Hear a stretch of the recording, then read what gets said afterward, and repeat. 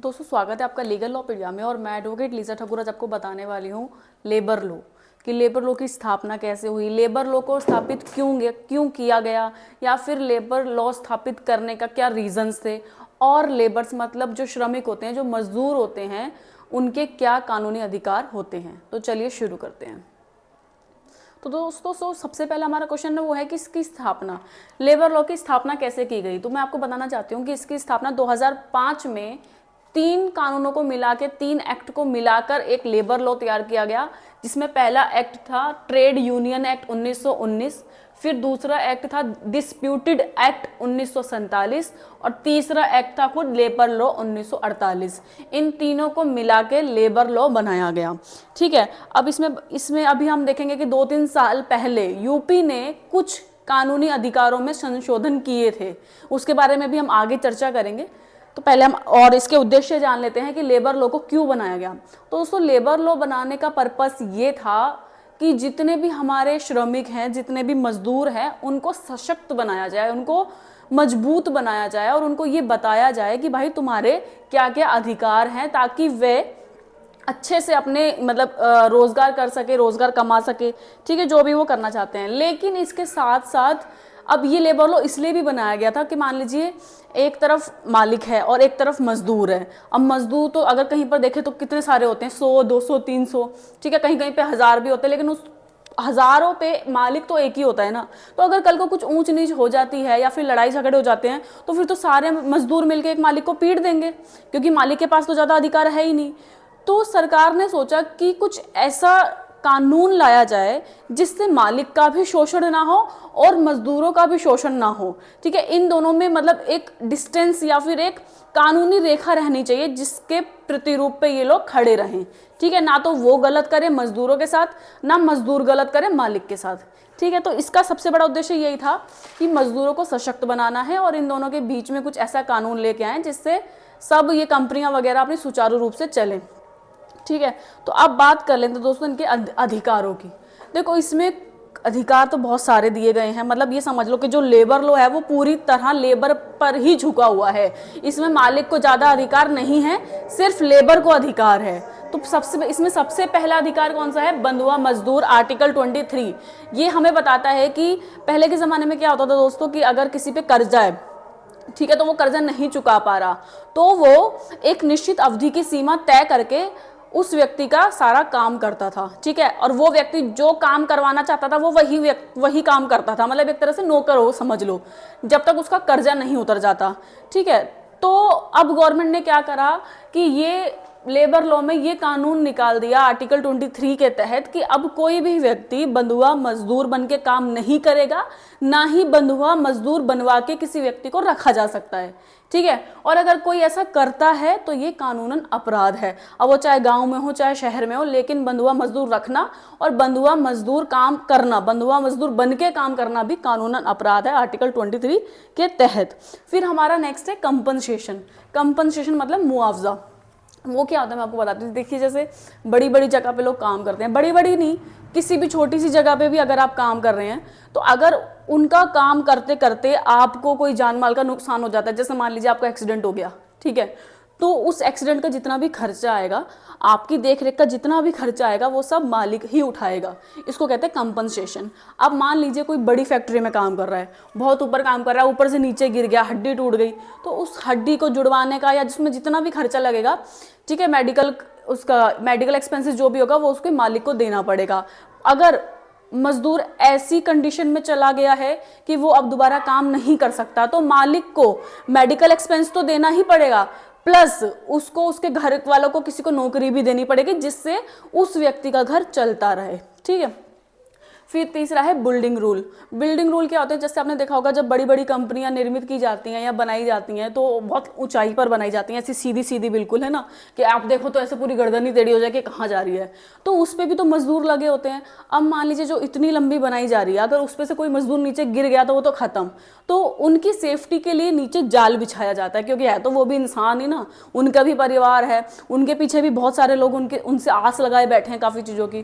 तो अगर वो नीचे गिर गया तो खत्म, तो इसलिए लिए वो सेफ रहे नीचे गिरने के बाद भी ज़मीन पर एक जाल बिछाया जाता है। दूसरा, आपने देखा होगा कि जब बिल्डिंग्स बनती हैं तो वहाँ पे ग्रीन ग्रीन पर्दे लंबे लंबे लगे होते हैं। वो इसलिए लगे होते हैं ताकि वे धूप की रोशनी से बच सके, है ना। कभी कभी ऐसा होता है कि जैसे बहुत गर्मी पड़ रही है, मजदूर काम कर रहे हैं, वो खाते पीते तो इतना है नहीं, ठीक है, पतले पतले से तो होते हैं, शरीर में जान होती नहीं है, लेकिन घर चलाने के लिए उनको काम करना पड़ता है, तो उनको चक्कर ना आ जाए, ठीक है, हेजिटेशन ना हो जाए, जिससे वो बेहोश होकर कहीं गिर ना जाए या उनको कुछ लग ना जाए, इस वजह से वो लंबे लंबे पर्दे पे लगाए जाते हैं उनकी सेफ्टी के लिए।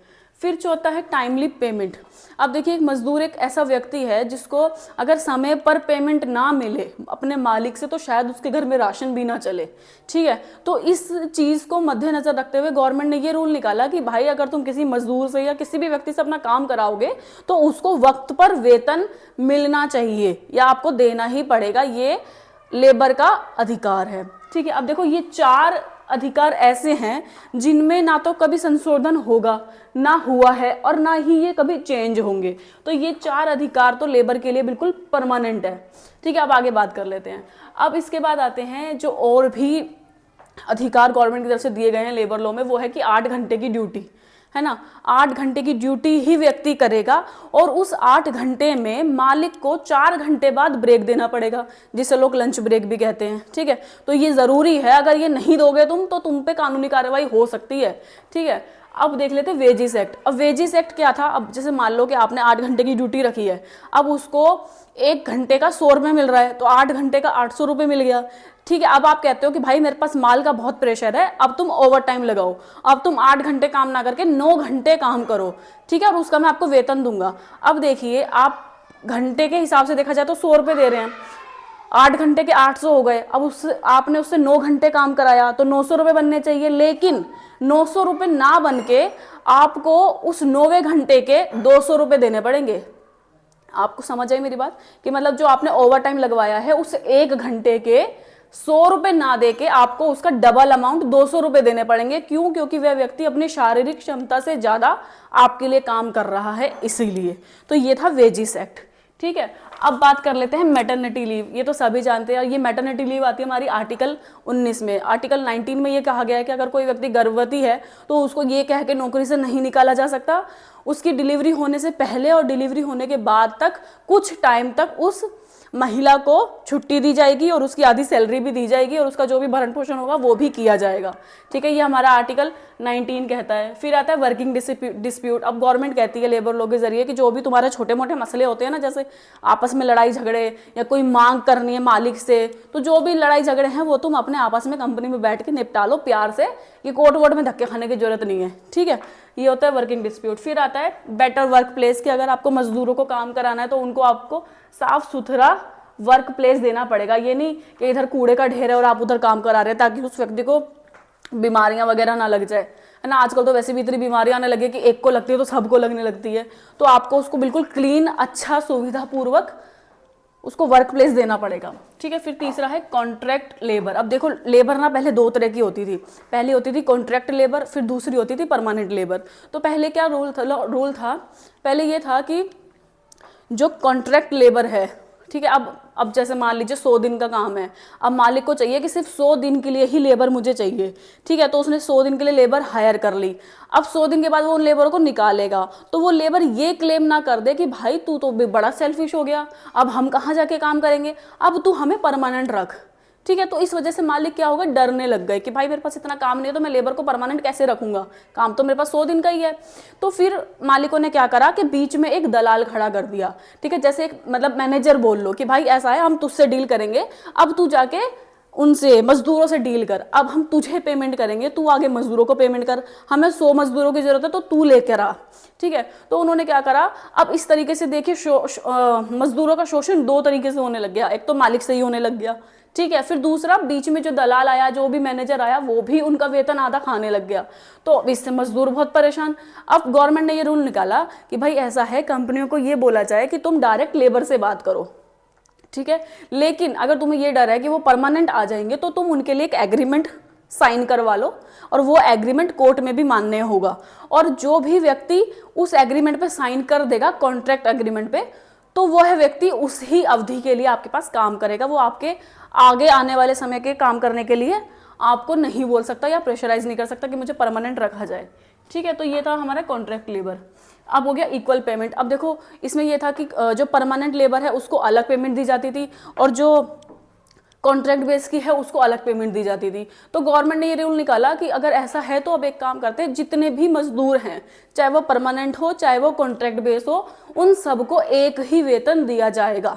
ठीक है, तो इसको कहते हैं हम इक्वल पेमेंट। जो है आर्टिकल 39 में ये शो किया गया है कि सबके लिए एक ही वेतन होना चाहिए, चाहे वो कॉन्ट्रैक्ट बेस पर हो मजदूर चाहे वो परमानेंट बेस पर हो। फिर है सेम फॉर ऑल। अच्छा, ये जितने भी अधिकार हैं ये किसी भी मजदूर के लिए सेम ही है। अब ऐसा नहीं कि वो मैनेजर है तो उसके अधिकार अलग हो जाएंगे, नहीं, वो भी एक मजदूर में ही आता है, तो इसलिए उन सबके लिए ये अधिकार सेम है। ठीक है, अब इसमें क्या हुआ, 3 साल पहले यूपी ने संशोधन किया। अब देखो इस तरफ क्या हुआ कि ना अब इतने सारे अधिकार हो गए लेबर्स के लिए, तो अब जो बड़ी बड़ी कंपनियां थी ना वो इंडिया में आने से डरने लगी कि हमारा तो नुकसान है। तो अब कंपनियों ने क्या करा, चाइना की तरफ अपना रूट बढ़ा लिया। क्यों? क्योंकि चाइना, वहां पे लेबर के लिए कोई अधिकार ही नहीं है। वहां पे अगर कोई प्रेग्नेंट महिला है कि नहीं नहीं इसको नहीं रखेंगे, इसको भरण पोषण दो, इसका राशन दो, बोलो घर पे बैठेगी, इसका घर सब पहुंचा देंगे। वहां पे अगर कोई मतलब मजदूर बदतमीजी कर रहा है तो मार के भगाओ, हमें नहीं करवाना इससे काम। वहां पे ये रूल है, वहां पे कंपनियों को ज्यादा सपोर्ट किया जाता है। तो ये जब देखा कंपनियों ने तो वह भारत से निकल के कहाँ चली गई, चाइना में। अभी 2-3 साल पहले अब कुछ कंपनियां चाइना को छोड़कर बाहर की तरफ आ रही थी, तो इंडिया ने सोचा क्यों ना उस कंपनियों को पकड़ा जाए। तो इंडिया ने क्या करा, ये वाले जो है ना 8 घंटे की duty, wages act, maternity leave, ये 3 साल के लिए बंद कर दिए। देखो ये चारों अधिकार सेम रहेंगे, लेकिन ये 8 घंटे की duty, wages act, maternity leave, working dispute, better work place, contract labour, equal payment और सेम फॉर, ये सारे अधिकार 3 साल के लिए बंद कर दिए। और कंपनियों को कहा कि तुम अपने तरीके से अब लेबर को चलाओ 3 साल तक। क्योंकि देखो 3 साल तक अगर कंपनी रुक जाती है तो आगे भी रुकी रहेगी। एक वो गठित हो गई एक जगह पे, अब बार बार थोड़ी कंपनी चेंज करेगी, वो भी अगर उसको राष्ट्र चेंज करना पड़ेगा तो उसे कितने मसले लग जाएंगे। ठीक है, एड्रेस चेंज कराओ, पिन कोड वगैरह, बहुत सारा। तो 3 साल तक ये वाले अधिकार गवर्नमेंट ने बंद कर दिए कंपनियों को बुलाने के लिए, सिर्फ 3 साल तक। ठीक है, लेकिन अब जब कंपनी आ गई तो उन्होंने क्या करा, गवर्नमेंट ने इस 8 घंटे की ड्यूटी को 12 घंटे में बदल दिया कि अब भाई 12 घंटे तक मजदूरों से काम कराया जाएगा और 6 घंटे के अंतराल में व्यक्ति को लंच ब्रेक दिया जाएगा। पहले 8 घंटे थी, अब 12 घंटे हो गई। ठीक है, तो दोस्तों ये थे लेबर के अधिकार। अब इसके अलावा भी कुछ अधिकार है, हम देख लेते हैं। जैसे वार्षिक छुट्टी, मतलब जो भी छुट्टी आएगी, होली, दिवाली, संडे की, वो दी जाएगी लेबर्स को, ये उनका कानूनी अधिकार है। नहीं दोगे तो फिर या तो ओवर टाइम में उतना वेतन दो, अगर वेतन नहीं दोगे तो फिर कानूनी कार्रवाई होगी। फिर उसके बाद आ जाएगा महिला सुरक्षा, कि अगर आपकी फैक्ट्री में, आपकी कंपनी में कोई भी महिला लेट नाइट तक काम कर रही है या ओवर टाइम लगा रही है तो उसकी सुरक्षा करना आपका दायित्व है। ठीक है, फिर आ जाएगा बाल श्रम, मतलब आप 14 साल के बच्चे से या उससे कम के बच्चे से कोई भी काम नहीं करा सकते हो या उसे मजदूर नहीं बना सकते हो। यह कानूनी रूप से वो माना गया, बैन है, मतलब एक तरह से अपराध माना गया कानूनी रूप से। और ये आर्टिकल 24 की पनिशमेंट दर्शाता है बाल श्रम की, कि अगर आप करोगे तो आपको क्या पनिशमेंट दी जाती है, आर्टिकल 24 में हमें दिखाया गया है। तो दोस्तों आज की वीडियो में सिर्फ इतना ही, कल फ्री मिलेंगे एक नए टॉपिक के साथ। जब तक लीगल ओपीडिया को फॉलो करें। Thank you.